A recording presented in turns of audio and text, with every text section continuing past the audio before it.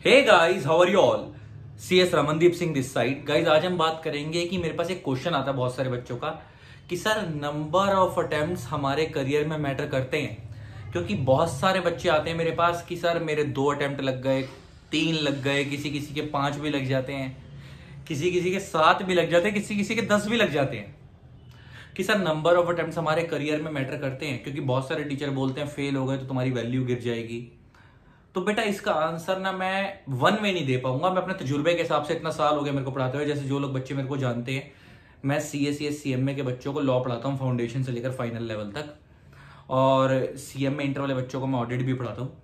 तो जो मेरे इतने सालों का तजुर्बा रहा है, इसके अंदर मैंने क्या देखा है कि नंबर ऑफ अटेम्प्ट मैटर करते भी हैं और नहीं भी। अब ये क्या चीज है मैं बताता हूं। देखो, एज फार एज जो पब्लिक सेक्टर अंडरटेकिंग है, PSUs जिसको बोलते हैं, सरकारी कंपनियां, उनके अंदर ना क्लियर कट मेंशन होता है रेज्यूमे में सिलेक्ट कर, मतलब उनके जो इनविटेशन आता है उसके अंदर क्लियर कट जॉब अप्लाई करने के लिए कि भाई जो कैंडिडेट है वो फर्स्ट शॉट क्वालिफाइड होना चाहिए।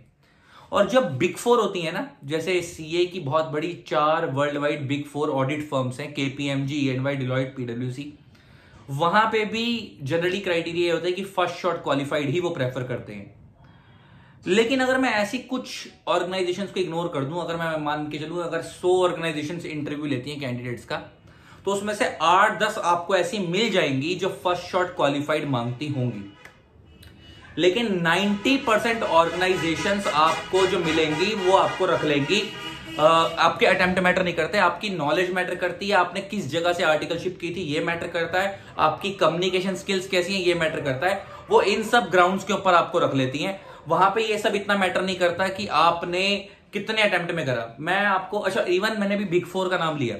मेरी एक स्टूडेंट है अंबिका, उसका शायद पता नहीं मैंने इस चैनल पे इंटरव्यू डाला नहीं डाला आपने, पहले आई थिंक 2 साल होगा उसको। CA इंटर की स्टूडेंट थी मेरी, अब तो वो कनाडा चली गई। तो उसने जब CA इंटर मेरे ख्याल से 2 अटेम्प्ट में निकाला था, और उसके बाद उसने आर्टिकलशिप के लिए अप्लाई करा था। तो आर्टिकलशिप उसकी PwC में लगी थी, तो और वो भी किसी सोर्स से नहीं लगी थी, मतलब अपनी मेहनत से ही लगी थी। तो अटेम्प्ट फेल होने के बाद भी वो लग गई। इसके अलावा मेरे नोन में ऐसे बहुत सारे कैंडिडेट्स हैं जो डिलॉयट वगैरह में काम कर रहे हैं, KPMG में काम कर रहे हैं, 3-3, 4-4 अटेम्प्ट फेल होने के बाद भी। नो डाउट कि फर्स्ट शॉट वाले को प्रेफरेंस देते हैं।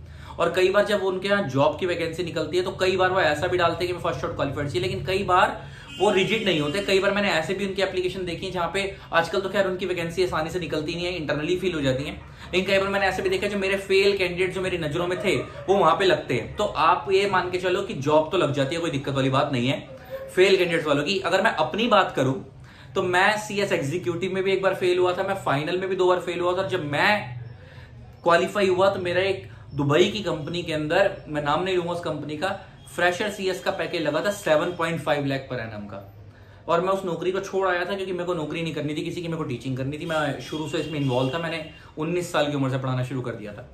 तो अल्टीमेटली मेरे कहने की सेंस ये है कि अगर कोई बच्चा फेल हो भी जाता है तो अपना दिल छोटा नहीं करना है कि सर मेरी तो फेल होता चला गया, 5 अटेम्प्ट हो गए, 10 अटेम्प्ट हो गए, मेरी तो उम्र भी निकल रही है, मेरे साथ तो ये भी हो रहा है वो भी हो रहा है, मेरा क्या होगा। 90% ऑर्गेनाइजेशंस को ये मैटर ही नहीं करता कि साला आप फेल हो। 90% ऑर्गेनाइजेशंस आपके नाम के आगे CA CS CM में लिखा है, आप क्वालिफाइड हो, आपने अच्छी की जगह से आर्टिकलशिप की हुई है, आपको नॉलेज अच्छी है, आपने कम्युनिकेशन स्किल्स वगैरह अच्छी हैं, आपका काम हो जाएगा। तो अगर आप फेल हो गए हो ना, तो आप अपनी ना बाकी चीजों को इंप्रूव करना शुरू करो, ताकि आपका ये फेल वाला जो धब्बा है ना वो दब जाए। इसके लिए आप अपनी आर्टिकलशिप अच्छी से अच्छी जगह पे ढूंढो, आप अपनी कम्युनिकेशन स्किल्स को इंप्रूव करो, है ना, आप अपनी प्रेजेंटेशन स्किल्स को इंप्रूव करो, आप अपनी कोई ऐसी skill, MS Word, MS Excel, जो आपको लगता है कि हमारी प्रैक्टिकल लाइफ में ज्यादा काम आता है। अगर मैं CS वाले बच्चों के लिए बात करूं तो हम लोगों को MS वर्ड पे ज्यादा काम करना होता है, पावर पॉइंट या प्रेजेंटेशन का ज्यादा काम करना होता है। CA और CMA वाले बच्चों के लिए बात करूं उनको MS एक्सेल का काम ज्यादा होता है। तो आप बाकी स्किल्स को इतना इंप्रूव कर लो कि उसको लगे कि यार बंदे में स्किल है, नॉलेज है, साला अटेम्प्ट क्या लगे में तो क्या फर्क पड़ता है। क्योंकि बहुत सारे कैंडिडेट फर्स्ट शॉट वाले आपको ऐसे दिखेंगे जो फर्स्ट शॉट क्वालिफाइड होगा, लेकिन उनकी नॉलेज उतनी नहीं होती जितनी फेल वाले की होती है। यार आप एक सब्जेक्ट को 5 बार पढ़ के आए, वो एक ही बार पढ़ के निकल गया, तो आपने उसमें से कुछ सब्जेक्ट आपके ऐसे होंगे फेल होने के बाद जो आपने ऐसे कर रखे होंगे, कोई भी आ जाए कैसे भी आ जाए मैं हिला के रख दूंगा, तो है ना, आपके सब्जेक्ट्स कुछ ऐसे होंगे। तो आप उसमें इतनी स्ट्रॉन्ग ग्रिप बनाओ, इतना प्रैक्टिकल एक्सपीरियंस लो कि आप उस तरफ इतनी सक्सेस मिलेगी ना आपको कि आपको खुद भी लगेगा कि यार मैं फेल हुआ था, खुद भी भूल जाओगे।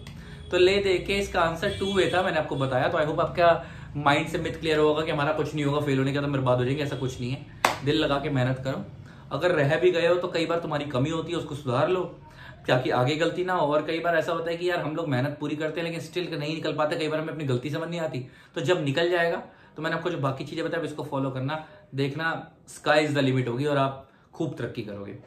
Love you all, Tata. इसी तरीके से वीडियोस को प्यार देते रहे, कीप लविंग, कीप सपोर्टिंग।